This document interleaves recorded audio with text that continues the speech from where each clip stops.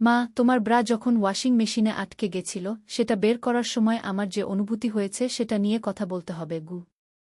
Washing মেশিনে কাপড় দিয়েছিলাম সকালে। বিকেলে দেখি মেশিন কাজ বন্ধ করে দিয়েছে। ছেলে এসে দেখল কাপড়গুলো ড্রামের মধ্যে আটকে গেছে। সে হাত ঢুকিয়ে একটা একটা করে কাপড় বের করতে লাগল। হঠাৎ আমার একটা ব্রা বের হল তার হাতে। আমি লজ্জা পেয়ে গেলাম। তাড়াতাড়ি সেটা নিয়ে নিতে গেলাম। কিন্তু সে হাতটা সরাল না। বলল, মা, তুমি লজ্জা পেজো না। আমি বললাম, দে দে, এসব তোর দেখার কিছু না। সে বলল, মা, এই কাপটা দেখে আমি প্রথমবার বুঝলাম তুমি একজন নারী। আমার মায়ের আগে তুমি একজন মহিলা। আমার মুখ টকটকে লাল হয়ে গেল। সে আমার দিকে তাকিয়ে বলল, আমি তোমাকে একজন নারী হিসেবে ভালোবাসি। তোমার এই নারীত্বকে আমি সম্মান করতে চাই স্বামী হিসেবে। বিয়ে করবে আমাকে? ওয়াশিং মেশিনের হাম্মিং সাউন্ড বন্ধ হয়ে গিয়েছিল, কিন্তু আমার হৃদয়ে একটা অদ্ভুত সুর বাজছিল। এই গল্পটি সম্পূর্ণ শুনলে আপনাদের পানি অটোমেটিক বের হয়ে যাবে, সো যত দ্রুত সম্ভব হাতের কাছে টিস্যু নিয়ে বসে পড়ো। বিছানার চাদর যেন নষ্ট না হয় সেটা সম্পূর্ণ খেয়াল রাখার অনুরোধ জানিয়ে গল্পটি এখন শুরু করব। তার আগে সর্বশেষ অনুরোধ, দয়া করে এমন পানি বের করার গল্প নিয়মিত শুনতে আমাদের চ্যানেলটি সকলেই সাবস্ক্রাইব করুন। ধন্যবাদ। হ্যালো বন্ধুরা, আমার নাম মিতালি সেন। আমার বয়স ৩৯ বছর। আমার স্বামীর নাম রবিন সেন, বয়স ৫২ বছর। আমাদের ২ সন্তান, রিয়ান আর তিথি। রিয়ান ২১ বছর বয়সী, ইউনিভার্সিটিতে পড়ে। তিথি ১৪ বছর বয়সী, স্কুলে যায়। গত সপ্তাহের ঘটনাটা এখনও আমার মনে স্পষ্ট। সেদিন রবিন অফিস থেকে ফিরে এসেছে রাত ১০টায়। তিথি ঘুমিয়ে পড়েছে। শুধু আমি আর রিয়ান জেগে আছি। রিয়ান তার রুমে পড়াশোনা করছিল। আমি রান্নাঘরে বাসনকোসন ধুচ্ছিলাম। হঠাৎ ওয়াশিং মেশিনের আওয়াজ বন্ধ হয়ে গেল। আমি গিয়ে দেখলাম মেশিনের ড্রাম ঘুরছে না। কাপড়গুলো একসাথে আটকে গেছে। আমি চেষ্টা করলাম হাত ঢুকিয়ে কাপড় বের করতে, কিন্তু পারলাম না। তখন রিয়ানকে ডাকলাম। রিয়ান এসে বলল, মা, আমি করি। সে তার হাত ড্রামের ভেতর ঢুকিয়ে কাপড় বের করতে শুরু করল। প্রথমে বাবার শার্ট, তারপর তিথির স্কুলের ইউনিফর্ম। একে একে সব কাপড় বের হচ্ছিল। হঠাৎ আমার একটা নীল রঙের ব্রা তার হাতে এল। আমি লজ্জা পেয়ে গেলাম। তাড়াতাড়ি সেটা নিয়ে নিতে গেলাম। কিন্তু রিয়ান হাতটা সরাল না। অদ্ভুত একটা ভাব তার মুখে। মা, তুমি লজ্জা পেজো না, সে বলল। দে দে, এসব তোর দেখার কিছু না। আমি বললাম। রিয়ান বলল, মা, এই কাপটা দেখে আমি প্রথমবার বুঝলাম তুমি একজন নারী। আমার মায়ের আগে তুমি একজন মহিলা। আমার মুখ টকটকে লাল হয়ে গেল। রিয়ান আমার দিকে তাকিয়ে বলল, আমি তোমাকে একজন নারী হিসেবে ভালোবাসি। তোমার এই নারীত্বকে আমি সম্মান করতে চাই স্বামী হিসেবে। বিয়ে করবে আমাকে? ওয়াশিং মেশিনের হাম্মিং সাউন্ড বন্ধ হয়ে গিয়েছিল, কিন্তু আমার হৃদয়ে একটা অদ্ভুত সুর বাজছিল। আমি কিছু বুঝে উঠতে পারলাম না। রিয়ান কি বলছে? হঠাৎ রিয়ান হাসতে শুরু করল। মা, তুমি কি ভাবলে? আমি একটা প্র্যাঙ্ক করছিলাম। আসলে ব্রাটার পকেটে একটা কাগজ লুকানো ছিল। সে ব্রাটার পকেট থেকে একটা ছোট কাগজ বের করল। কাগজে লেখা ছিল, গুপ্তধনের নকশা, প্রথম ক্লু। আমি অবাক হয়ে বললাম, এটা কি? রিয়ান বলল, মা, আমি গত কয়েক মাস ধরে আমাদের পুরনো বাড়ির ইতিহাস নিয়ে খোঁজখবর নিচ্ছি। দাদুর ডায়েরিতে একটা গুপ্তধনের কথা লেখা আছে। আর এই ক্লুটা আমি আজ খুঁজে পেলাম। আমি বললাম, কি ধরনের গুপ্তধন? রিয়ান বলল, দাদু নাকি ব্রিটিশ আমলে স্বাধীনতা সংগ্রামীদের সাথে কাজ করতেন। তিনি নাকি কিছু মূল্যবান জিনিস লুকিয়ে রেখেছিলেন। আর এই কাগজে তার প্রথম ক্লু দেওয়া আছে। আমি কাগজটা পড়লাম। সেখানে লেখা ছিল, যেখানে নারীর মান রক্ষিত হয়, সেখানেই প্রথম রহস্য লুকিত। মায়ের ভালোবাসার মতো মূল্যবান। তা খুঁজতে হবে হৃদয়ের গহীনে। রিয়ান বলল, মা, তুমি কি বুঝতে পারছো এর মানে কি? আমি ভাবলাম, নারীর মান রক্ষিত হয় মানে কি হতে পারে? হঠাৎ আমার মনে পড়ল আমাদের পুরনো বাড়ির দোতলায় একটা দেবী দুর্গার মূর্তি ছিল। দাদু সেটাকে খুব যত্ন করতেন। রিয়ান, চল আমরা দোতলায় যাই, আমি বললাম। আমরা দুজনে দোতলায় গেলাম। সেখানে দেবী দুর্গার মূর্তিটা এখনও আছে। আমি মূর্তির পেছনে হাত ঢুকিয়ে দেখলাম। একটা ছোট বাক্স পেলাম। বাক্স খুলে দেখি আরেকটা কাগজ। এতে লেখা, সন্তানের মতো প্রিয় যা। তার মধ্যেই দ্বিতীয় সূত্র। মায়ের কোলের মতো নিরাপদ। সেখানেই পরবর্তী দিশা ঘু। রিয়ান বলল, এবার কি মানে হতে পারে? আমি বললাম, সন্তানের মতো প্রিয় মানে হতে পারে তোদের পুরনো খেলনা বা বইপত্র। আমরা তিথির রুমে গেলাম। তার পুরনো খেলনার বাক্সে ঘাটাঘাটি করতে শুরু করলাম। একটা পুরনো পুতুলের পেটের মধ্যে আরেকটা কাগজ পেলাম। এতে লেখা ছিল, যে স্থানে গানের আলো জ্বলে সেখানেই তৃতীয় নির্দেশ। বইয়ের পাতায় লুকিয়ে আছে চূড়ান্ত গন্তব্যের ঠিকানা। রিয়ান বলল, এটা স্পষ্ট। লাইব্রেরিতে যেতে হবে গু। আমরা নিচতলার লাইব্রেরি রুমে গেলাম। দাদুর পুরনো বইয়ের তাকে খোঁজাখুঁজি করতে শুরু করলাম। রামায়ণ বইটার মধ্যে একটা চিঠি পেলাম। চিঠিতে লেখা, প্রিয় নাতি, যদি তুমি এই চিঠি পড়ো তবে বুঝবে তুমি আমার সব ধাঁধার সমাধান করতে পেরেছ। আমার আসল গুপ্তধন কোনো সোনারূপা নয়। এটা আমার ডায়েরি, যেখানে স্বাধীনতা সংগ্রামের সময়ের সব ইতিহাস লেখা আছে। এই ইতিহাস আমাদের দেশের জন্য অমূল্য সম্পদ। ডায়েরিটা বাড়ির বাগানে আমের গাছের নিচে পুঁতে রাখা আছে। গাছের গোড়ায় একটা সাদা পাথর দেখতে পাবে। তার নিচেই ডায়েরি। তোমার দাদু, অমিতাভ সেন। পরদিন সকালে আমরা সবাই মিলে বাগানে গেলাম। আমের গাছের নিচে সাদা পাথরটা খুঁজে পেলাম। খুঁড়ে দেখলাম সত্যিই একটা টিনের বাক্স আছে। বাক্স খুলে ভেতরে পেলাম দাদুর হাতে লেখা ডায়েরি। ডায়েরিতে লেখা ছিল ব্রিটিশ আমলের স্বাধীনতা সংগ্রামীদের গোপন বৈঠক, তাদের পরিকল্পনা, অনেক বিখ্যাত নেতাদের সাথে দাদুর সাক্ষাৎ আর অনেক অজানা ইতিহাস। রিয়ান বলল, মা, এই ডায়েরি জাদুঘরে দিয়ে দেওয়া উচিত। এতে অনেক গুরুত্বপূর্ণ ইতিহাস আছে গু। আমি বললাম, হ্যাঁ, দাদুও চেয়েছিলেন যেন এই ইতিহাস সবার কাছে পৌঁছায় গু। সেদিন রাতে রবিন অফিস থেকে ফিরে এসে সব শুনে খুব খুশি হল। তিথি স্কুল থেকে এসে গুপ্তধনের কাহিনী শুনে রোমাঞ্চিত হয়ে গেল। পরের সপ্তাহে আমরা জাদুঘরের কিউরেটরের সাথে যোগাযোগ করলাম। তিনি এসে ডায়েরি দেখে অভিভূত হয়ে গেলেন। বললেন, এটা দেশের ইতিহাসের জন্য অমূল্য দলিল গু। জাদুঘরে ডায়েরি প্রদর্শনীর ব্যবস্থা করা হল।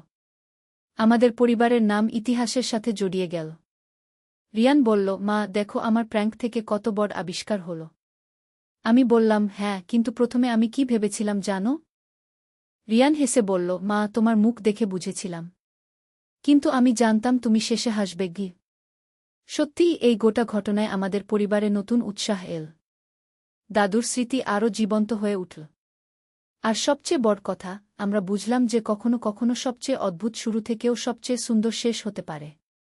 রিয়ান এখন ইতিহাস নিয়ে আরও গবেষণা করছে। সে বলছে আরও অনেক পুরনো কাগজপত্র খুঁজে বের করবে। তিথি স্কুলে বন্ধুদের কাছে গর্ব করে বলে যে তার দাদু স্বাধীনতা সংগ্রামী ছিলেন। রবিন বলে, মিতালি, তোমার পরিবারের ইতিহাস তো খুবই গৌরবজনক। আমি বলি, হ্যাঁ, কিন্তু আসল গৌরব হল যে আমরা সবাই মিলে এই রহস্যের সমাধান করেছি। এই গল্প শুনে মনে হচ্ছে যে জীবনে অনেক সময় যা দেখতে একরকম, আসলে তা সম্পূর্ণ অন্যরকম হয়। আমার সেদিনের লজ্জা আজ আমাদের পরিবারের গর্বে পরিণত হয়েছে। রিয়ান এখন বলে, মা, আমি আর কখনো এরকম প্র্যাঙ্ক করব না।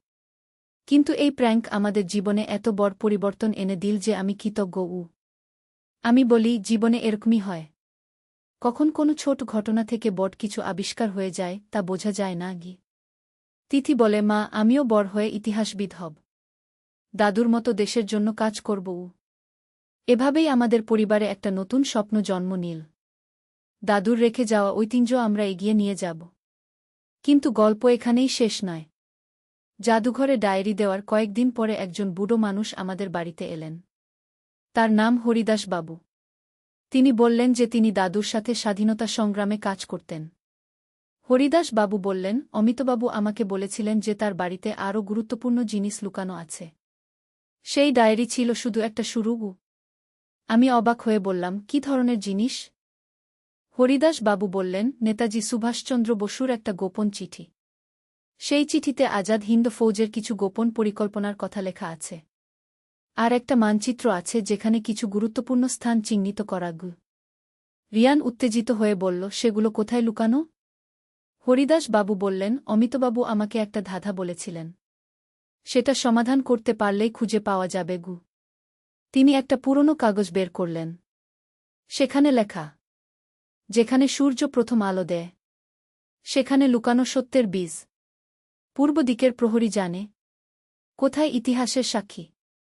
3টি পদক্ষেপ উত্তরে, 5টি পদক্ষেপ পশ্চিমে, মাটির নিচে 3 হাত গভীরে, পাবে স্বাধীনতার চিহ্ন রিয়ান বলল, পূর্ব দিকের প্রহরী মানে হতে পারে আমাদের বাগানের পূর্ব দিকের সেই বড় নিমগাছটা আমরা সবাই বাগানে গেলাম। নিমগাছ থেকে 3টি পদক্ষেপ উত্তরে গিয়ে তারপর 5টি পদক্ষেপ পশ্চিমে গেলাম। সেখানে খুঁড়তে শুরু করলাম। 3 ফুট খোঁড়ার পর একটা লোহার বাক্স পেলাম। বাক্স খুলে দেখি সত্যিই নেতাজির হাতের লেখা একটা চিঠি আর একটা মানচিত্র। চিঠিতে লেখা, প্রিয় অমিত বন্ধু, আজাদ হিন্দ ফৌজের গোপন মিশনের জন্য এই মানচিত্রটা তোমার কাছে রাখছি। এতে চিহ্নিত জায়গাগুলো খুবই গুরুত্বপূর্ণ। যদি কখনো প্রয়োজন হয় তো এই তথ্য ব্যবহার করো। জয় হিন্দ। সুভাষ মানচিত্রে আমাদের এলাকার কয়েকটি স্থান চিহ্নিত ছিল। একটা জায়গা ছিল পাশের গ্রামের পুরনো মন্দির, আরেকটা ছিল নদীর পাড়ের একটা বটগাছ। হরিদাস বাবু বললেন, এই জায়গাগুলোতে নাকি অস্ত্র আর গুরুত্বপূর্ণ কাগজপত্র লুকানো আছে পরদিন সকালে আমরা পুরনো মন্দিরে গেলাম। মন্দিরের পুরোহিত শ্রীকান্ত কাকা আমাদের চেনেন। আমরা তাকে সব বললাম। শ্রীকান্ত কাকা বললেন, হ্যাঁ, আমার বাবা বলতেন যে এই মন্দিরে কিছু গুরুত্বপূর্ণ জিনিস লুকানো আছে, কিন্তু কোথায় তা জানতেন না আমরা মানচিত্র দেখে মন্দিরের পেছনের দিকে খুঁজতে শুরু করলাম। দেবী কালীর মূর্তির পেছনে একটা গুপ্ত কক্ষ পেলাম। সেখানে একটা সিন্দুক ছিল। সিন্দুক খুলে দেখি পুরনো বন্দুক, কিছু বুলেট আর অনেক গোপন চিঠিপত্র। চিঠিগুলোতে আজাদ হিন্দ ফৌজের বিভিন্ন পরিকল্পনার কথা লেখা। শ্রীকান্ত কাকা বললেন, এগুলো জাদুঘরে দিয়ে দেওয়া উচিত। এরপর আমরা নদীর পাড়ের বটগাছে গেলাম। সেখানেও মানচিত্র অনুযায়ী খুঁজতে লাগলাম। বটগাছের শেকডের মধ্যে একটা তামার পাত্র পেলাম। পাত্রের মধ্যে ছিল সোনার কয়েন আর কিছু হীরার গহনা। একটা কাগজেও লেখা ছিল, জরুরি অবস্থায় এই সম্পদ ব্যবহার করো স্বাধীনতা সংগ্রামের জন্য আমি বললাম, এত বড় সম্পদ আমরা কি করব? হরিদাস বাবু বললেন, অমিতবাবুর ইচ্ছে ছিল এই সম্পদ দিয়ে গরিব ছেলেমেয়েদের পড়াশোনার ব্যবস্থা করতে রবিন বলল, তাহলে আমরা একটা বৃত্তি ফান্ড করতে পারি পরের সপ্তাহে আমরা অমিতাভ সেন স্বাধীনতা সংগ্রামী ফাউন্ডেশন নামে একটা প্রতিষ্ঠান গড়লাম। পাওয়া সোনাগহনা বিক্রি করে তার টাকা দিয়ে গরিব ছাত্রছাত্রীদের বৃত্তি দেওয়ার ব্যবস্থা করলাম। জাদুঘরের কিউরেটর আমাদের বাড়িতে এসে সব দেখে বললেন, এত বড় ঐতিহাসিক আবিষ্কার, এগুলো জাতীয় সম্পদ।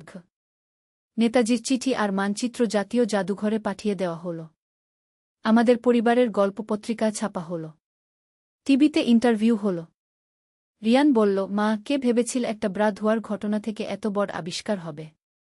আমি হেসে বললাম, জীবনের সবকিছুরই একটা কারণ আছে কিছুদিন পর দিল্লি থেকে একজন সরকারি অফিসার এলেন।